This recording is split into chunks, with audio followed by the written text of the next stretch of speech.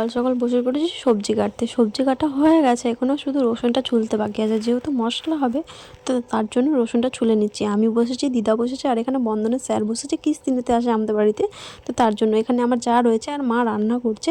আর এখানে আমার মাম্মাম দেখতে পাচ্ছ, ও খেলা করছে। যেহেতু আমাদের এখানে পুজো হচ্ছে, তো যেহেতু এটা দুর্গা পুজোর টাইমে অনেকদিন আগেকার ভিডিও, এটা কবে পোস্ট করতে পারবো জানি না। তো যাই হোক, ফাইনালি আজকে পোস্ট হবে।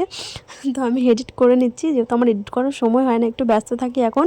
আর এখানে দেখো পুজো হয়ে গেছে, ষষ্ঠীর পুজো হয়ে গেছে, ঘট বসানো হয়েছে শুধু। এখন আমি এসেছি প্রসাদ নিতে, যেহেতু এটা আমার বাড়ির সামনেই পুজো, তো তার জন্য এসেছি প্রসাদ নিতে। আর মামাম এখানে খেলা করছিলো, তো তার জন্য ওকে নিয়ে এসেছি আমি। আর ওকে প্রসাদ নেবো, এখন প্রসাদ নিয়ে গিয়ে সবাইকে দেবো। সবাই ছিল এখানে, বাড়ির আমার সবাই ছিল, আজ শাশুড়ি মা সবাই ছিল। আর এখানে দেখো মাম্মাম বসেছে, আমি একটু বসলাম চেয়ার নিয়ে, ও বসেছে আমার কাছে এসে। আর ও দেখো, ওকে যেগুলো বলছি আমি সেগুলোই করছে, ও হাই করছে। ওকে আমি বারণ করি যে এরকম করো না। আর দেখো কত কিউটভাবে যেটা বলছে সেটা শুনছে, কত কিউট লাগছে ওকে।